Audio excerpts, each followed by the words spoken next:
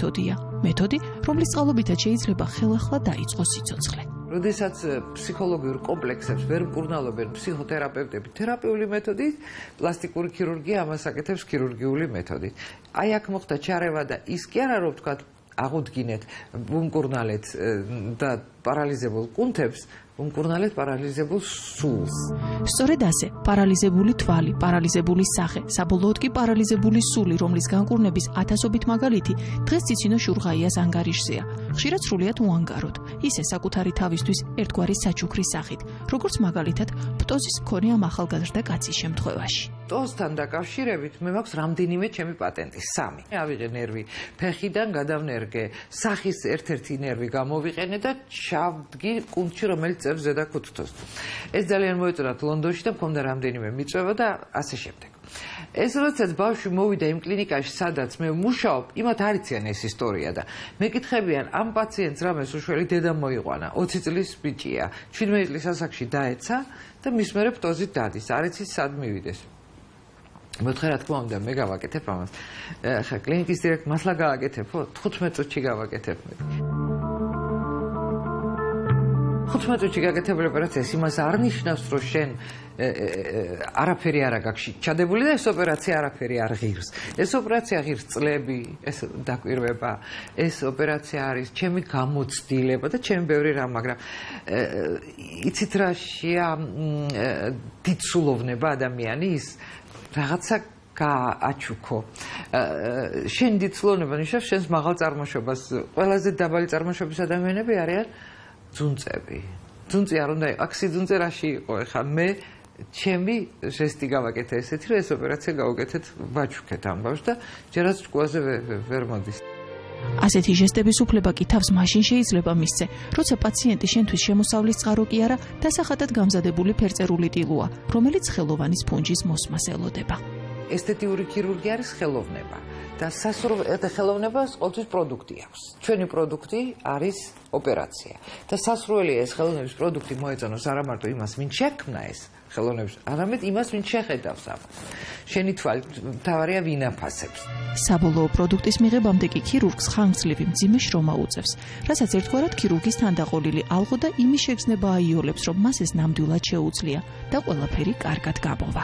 მე მინახავს პაციენტები, რომელთაც დამწრობის შედეგად მარტო ყბა დარჩა, დადიოდა ცარიელი ყბა, თავის ქალა დადიოდა და სეირნობდა განყოფილებაში. როგორ მოგწონთ? ყველა კბილი რომ ჩანს და ცოტა რაღაც შუბლის ნაწილი აქვს დარჩენილი და აქ შეიძლება უმეცნიერო და მეცნიერული მიდგომის გარეშე რაღაცა გააკეთო, ხო?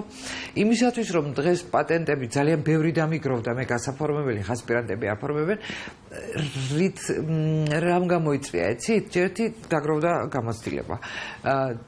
და ის რომ შენ რასაც აკეთებ, აი მუსიკანტს აქვს ალბათ მუსიკოს, ხო? უბრალოდ აქვს მუსიკალური სმენა და მე თითებში მაქვს რაღაცა მაქვს ესეთი რომ დავადებ თითს და თქვა, აქ არის სითხე 1 გრამი და 3.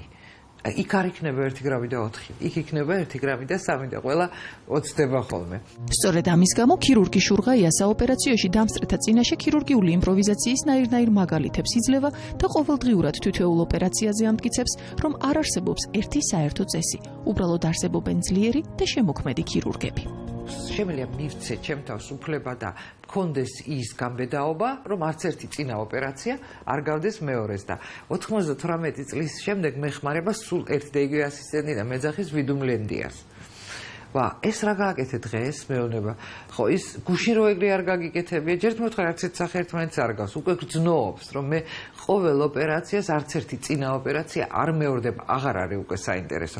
საოპერაციო მაგიდასთან იმპროვიზაციებს ზურგს ის სამეცნიერო მუშაობა უმაგრებს, რომლითაც ციცინო შურღაია აგერ უკვე წლებია დაკავებულია. მეცნიერული ქირურგია პრაქტიკაში ინაცვლებს. ამის იმპულსი კი ერთხელ არც მეტი და არც ნაკლები საკუთარმა გამოცდილებამაც მისცა. მე ერთხელ ჩემით მოვიწყე პარალელში ჩემთვის, ვიკითხე რა არის ახალი მეთქი, საფრანგეთში ვერ მოვახერხე წასვლა და მითხრეს რომ აქ დეპრესორში კეთდება ბოტაქსი, იმისთვის რომ მტვირის კუთხე მაღლა აიწიოსო. მეთქი რა კაი იდეა, მართლა კაი იდეა, მეთქი და რაღაც დარჩენი ბოდაქსი უნდა გავიკეთე და ეს ტუჩი რომ ამიხდა ზემოთ, მთელი ცხოვრება პარალიზებულ პაციენტებთან ურთიერთობა მაქვს, მაგრამ როცა ჩემ თავზე გამოვცადე რაღაც, ეს უკვე მივხვდი რას განიცდიან ისინი. ეს ძალიან კარგი იყო ჩემთვის. აი, როცა ჭამს საჭმელს და ეს ტუჩი ვერ პირის გუნდას ვერ ატრიალებ და თითით მიგიწევს აი ამ ტუჩის და კბილებს შორის გამოღება, რომ ეს რაღაც საშინელება იყო.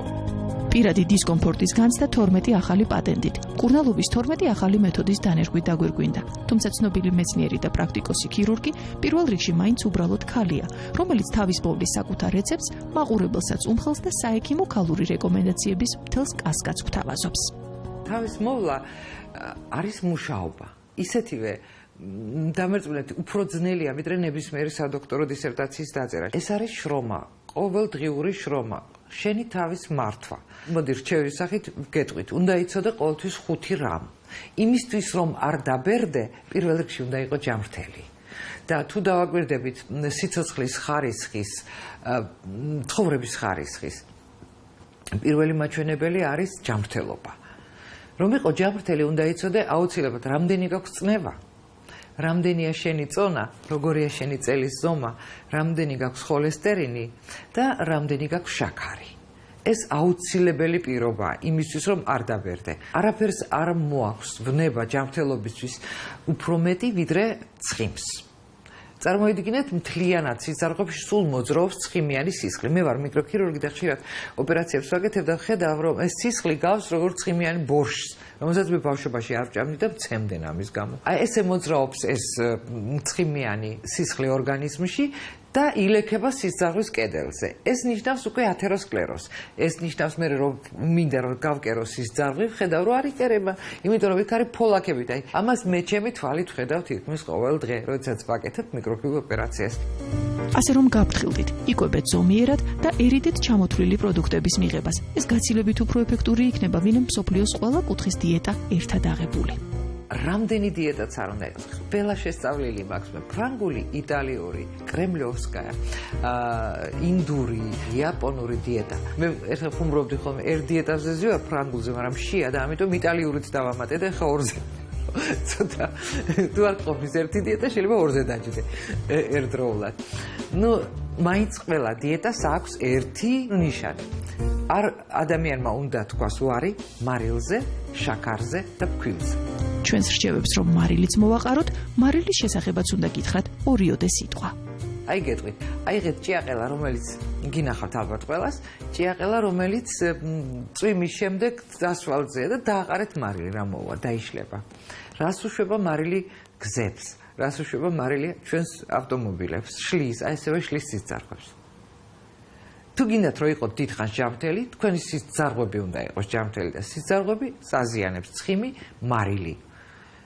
და რა თქმა უნდა შაქარი. და დიეტოლოგიურ ნუტრიციოლოგიური ნიუანსების შემდეგ კვლავ პლასტიკურ ქირურგიას დავუბრუნდეთ. ქირურგიას, რომელიც ვერაფერს გახდება მხოლოდ სკალპელითა და საუკეთესო პრეპარატებით, თუ თან ის რაღაც ამოუცნობი და მთავარი არ ახლავს, რისი სახელიც არავინ იცის. ძალიან საოცარ რაღაცაებთან არის დაკავშირებული ნერვის ქირურგია. იმდენად საოცარ რაღაცაებთან არის დაკავშირებული, რომ ერთ-ერთი ქირურგი წერს, რატომ ხდება ეს, თქვა, ნერვის შეკერა იდეალურად და არ აღდგა. ნერვის შეკერა არაიდეალურად და აღდგა. რატო ხდებაო? და პასუხობს, один Бог знает. დიახ, ერთმა ღმერთმა უწყის და ეს ჭეშმარიტება შესანიშნავად ესმის იმ ქირურგს, ვისაც пациентები ასე მოიხსენიებენ.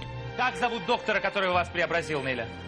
Шургая Цицина Михайловна, это хирург от Бога.